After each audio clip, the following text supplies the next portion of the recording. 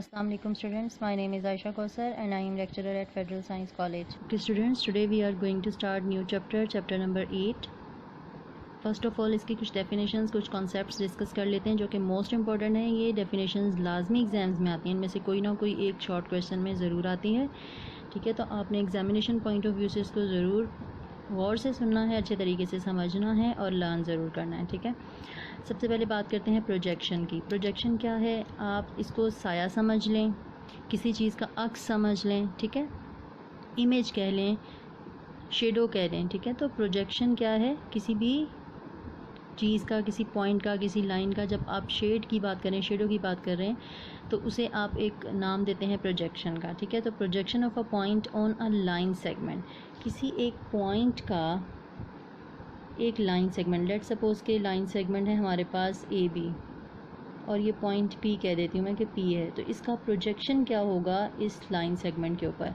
ठीक है, तो इसकी एग्जैक्ट डेफिनेशन क्या है कि projection of a line segment, projection of a point on a line segment is the foot of perpendicular drawn from the point. foot of perpendicular क्या मतलब, सबसे पहले हमें एक उस पॉइंट से परपेंडिकुलर ड्रॉ करना है। ठीक है, परपेंडिकुलर हमने ड्रॉ कर लिया लाइन सेगमेंट के ऊपर, और इसका जो फुट है, लेट सपोज कि यहाँ पर अगर एक कोई पॉइंट है सी, ठीक है, foot of perpendicular drawn from the point, point से आपने एक परपेंडिकुलर ड्रॉ किया और जो पॉइंट आपको इस लाइन सेगमेंट के ऊपर मिला, ये प्रोजेक्शन है इस पॉइंट का। समझ में आ गई? देखिए, इस पॉइंट का कोई ना कोई यकीनन एक साया बन रहा होगा इस लाइन सेगमेंट के ऊपर। ठीक है, तो उस पॉइंट को आपने नाम दे दिया सी का। ठीक है, तो पी की प्रोजेक्शन क्या है, C on the line segment A B. ठीक है, foot of perpendicular drawn from the point, और आप इसमें ये ज़रूर मेंशन करेंगे कि P C is perpendicular to A B. Clear? अब हम चलते हैं projection of a line segment on a line segment. अगर आप किसी एक लाइन सेगमेंट आप लेते हैं ए बी, ठीक है, और इसके ऊपर कोई लाइन है जो कि पैरेलल नहीं है, उसको हम कह देते हैं कि वो सी डी है। ठीक है, तो सी डी का प्रोजेक्शन ए बी के ऊपर क्या होगा कि इन दोनों से आप परपेंडिकुलर्स ड्रॉ करें। ठीक है, इन दोनों के जो फुट्स के दरमियान का जो डिस्टेंस है वो सारा क्या है, projection of a line segment on a line segment. तो अगर हम इसके फुट को ई कह देते हैं और इसके फुट को एफ कह देते हैं, तो E F is the projection of line segment C D on line segment A B. C D का प्रोजेक्शन ए बी के ऊपर क्या है, ई एफ। क्लियर हो गया? अब ज़ीरो डायमेंशन की बात करते हैं। ज़ीरो डायमेंशन क्या है कि बेसिकली एक लाइन सेगमेंट, ठीक है, एक line segment A B again, जिसके दो एंड पॉइंट्स हैं ए बी, उसके ऊपर आप किसी वर्टिकल लाइन का लाइन सेगमेंट प्रोजेक्शन लेते हैं। ठीक है, तो वो क्या होगा, एक वर्टिकल लाइन है सी डी, ए बी के ऊपर एक वर्टिकल लाइन है, और इसका प्रोजेक्शन क्या, अगेन हमने इसका भी एक परपेंडिकुलर ड्रॉ करना है। ठीक है, और इसका अगर एक पॉइंट आ जाता है किसी, ज़ाहिर परपेंडिकुलर एक ही है तो वो एक पॉइंट के ऊपर आएगा, तो ये जो एक पॉइंट है ये क्या कहलाता है, ज़ीरो डायमेंशन। ज़ीरो डायमेंशन ये तब कहलाता है जब किसी लाइन सेगमेंट का ये प्रोजेक्शन हो, किसी वर्टिकल लाइन सेगमेंट का प्रोजेक्शन जो है वो ज़ीरो डायमेंशन कहलाता है। ठीक है, और पॉइंट का जो प्रोजेक्शन है वो एक पॉइंट ही होता है, लेकिन जब किसी वर्टिकल लाइन सेगमेंट का प्रोजेक्शन आप किसी दूसरी लाइन सेगमेंट के ऊपर लेते हैं तो वो क्या कहलाता है, ज़ीरो डायमेंशन। मैंने फिगर्स से आपको बहुत अच्छे तरीके से डेफिनेशंस को एक्सप्लेन कर दिया है। ठीक है, और इसके बाद वर्डिंग की आप जो डेफिनेशन है लर्न करना है अपने समरी से। Projection of a point on a line segment, ये इसकी फिगर, और यहाँ तक डेफिनेशन कंप्लीट। उसके बाद projection of a line segment on a line segment, इसकी डेफिनेशन यहाँ पर कंप्लीट है सी डी तक। ठीक है, और इसकी फिगर ये वाली। उसके बाद ज़ीरो डायमेंशन की डेफिनेशन शुरू होती है यहाँ projection of a vertical line से, और इसकी डेफिनेशन फिगर है ये वाली। क्लियर हो गया? लेकिन चूँकि हमारी चैप्टर का नाम है projection of sides of triangle, ठीक है, तो ट्रायंगल में आपके पास 3 साइड्स हैं, एक ए बी, एक बी सी और एक ए सी। इसमें क्या होता है, इसमें भी आप किसी एक साइड की प्रोजेक्शन दूसरी साइड के ऊपर ले सकते हैं। लेट सपोज कि अगर मैं कहती हूँ we have to find the projection of A C upon A B. ठीक है, ए सी का प्रोजेक्शन लेना, यानी कि ए सी का साया अगर ए बी पर आ रहा है तो वो क्या होगा, उसकी लेंथ, उसकी मेजरमेंट कैसे हम लेंगे, projection of A C upon A B. तो जो अपॉन ए बी है, जिसके ऊपर प्रोजेक्शन लेनी है उसके ऊपर आपने परपेंडिकुलर ड्रॉ करना है। आपने ये देखा था तीनों प्रोजेक्शंस में, जिस लाइन सेगमेंट के ऊपर आप प्रोजेक्शन ले रहे थे उसके ऊपर परपेंडिकुलर ड्रॉ कर रहे थे, यहाँ भी और यहाँ भी। आपने जहाँ जिसके ऊपर प्रोजेक्शन आ रही होती है उसके ऊपर आप एक परपेंडिकुलर ड्रॉ करते हैं। परपेंडिकुलर ड्रॉ करने के बाद जब AC का प्रोजेक्शन लेना है तो ये देखें, जैसे आप परपेंडिकुलर ड्रॉ करते हैं वहाँ पर आपको एक पॉइंट मिल जाता है। लेट्स सपोज के DMC कुछ भी आपको एक पॉइंट मिल गया है, तो ये वाला जो पोर्शन है AD यानी कि AC के साथ जो अटैच है, ठीक है, तो ये क्या कहलाएगा, projection of AC upon AB is AD। Clear हो गया, ये वाला जो पोर्शन है। इसी तरीके से अगर मैं बात करूँ कि projection of BC upon AB, वो क्या है, BD। Projection of BC upon AB is ये वाला BD। क्लियर। इसी तरीके से अगर मेरे पास एक ट्राइंगल है ABC, ठीक है, अब मैं AB का प्रोजेक्शन लेना चाहती हूँ BC के ऊपर, projection of AB, I have to find projection of AB upon BC। तो मुझे BC के ऊपर एक परपेंडिकुलर ड्रॉ करना है उसके अपोजिट पॉइंट तक। जब मैंने ड्रॉ कर लिया, अब मुझे AB का प्रोजेक्शन लेना था। जैसे ही प्रोजेक्शन ड्रॉ किया, परपेंडिकुलर ड्रॉ किया, आपके पास एक पॉइंट आ जाएगा M, ठीक है। अब AB का प्रोजेक्शन लेना था BC के ऊपर अपॉन BC, परपेंडिकुलर ड्रॉ कर लिया। AB का प्रोजेक्शन लेना था तो वो वाला प्रोजेक्शन क्या है, BM, और अगर AC का प्रोजेक्शन लेना है तो वो क्या होगा, CM। You are given a triangle in question number 5। अच्छा, एक बात मैं आपको क्लियर कर दूं कि question number 5 to onward questions हमने रिव्यू एक्सरसाइज के करने हैं, इसके अलावा हमने कोई क्वेश्चंस नहीं करने हैं।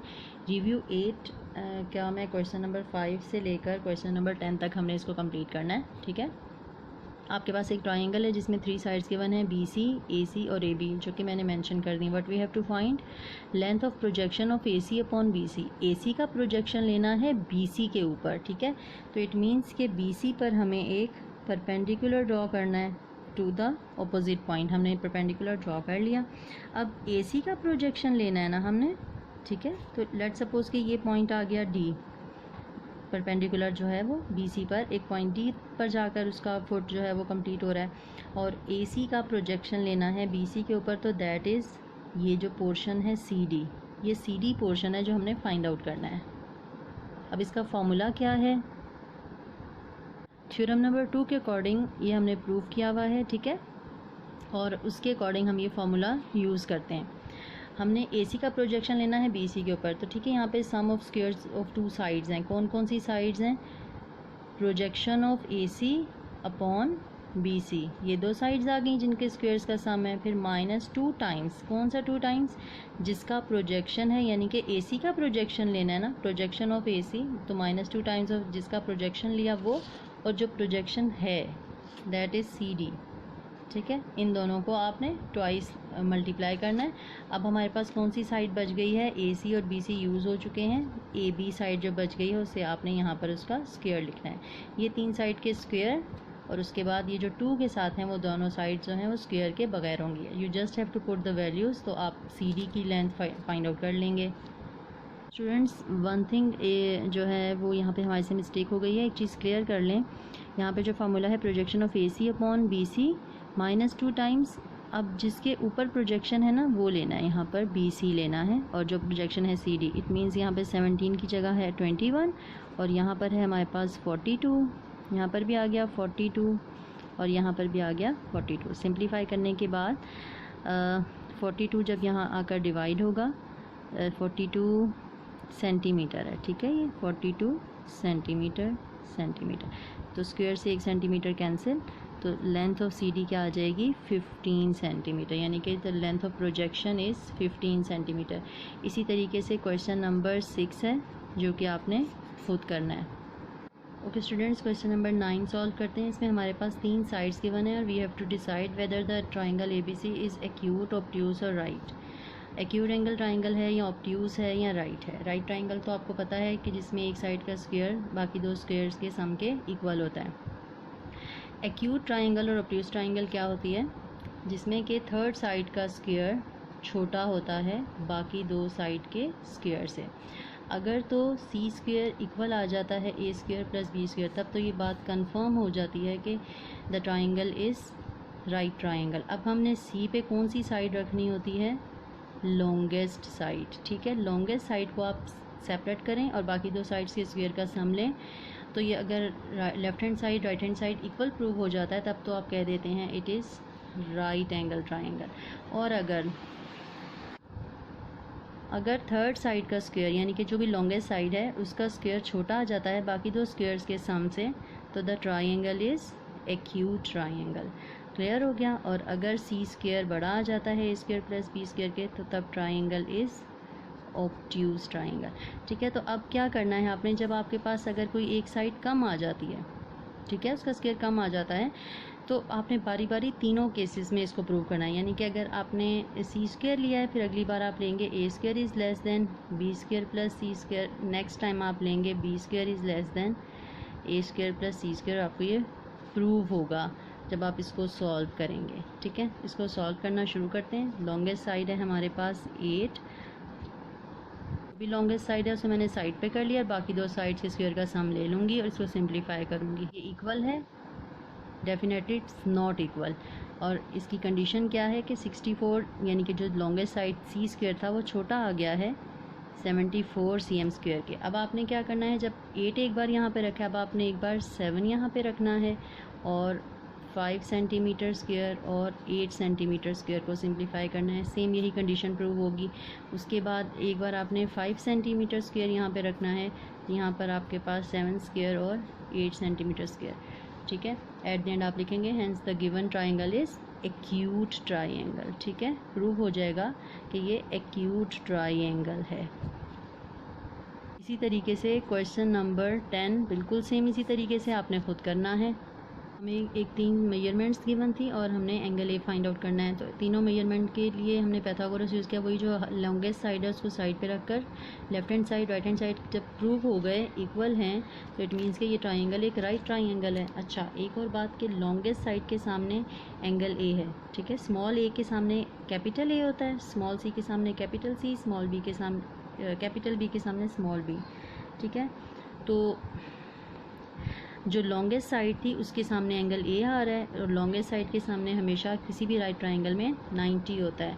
तो आप लिखेंगे triangle A B C is right triangle, so major angle A is equals to 90 degree.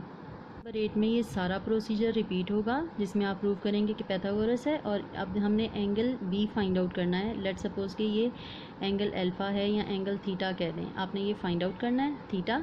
तो आप कैसे फाइंड आउट करेंगे? थीटा फाइंड आउट करना है तो ये किन दो के दरमियान बन रहा है?